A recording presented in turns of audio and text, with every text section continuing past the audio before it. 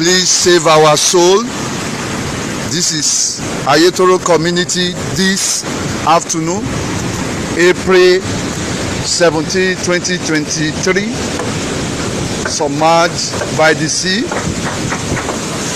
Many houses have been destroyed. More than half of the community has been enclosed by the ravaging sea surge. This is excruciating.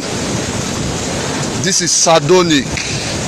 We are calling on the relevant agency to please rescue this community. Ayetoro must not go into extinction. Many people are relocating.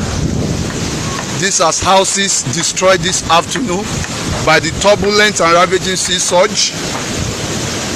In fact,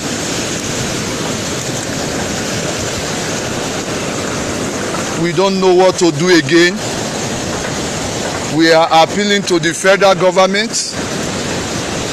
We are appealing to the state government.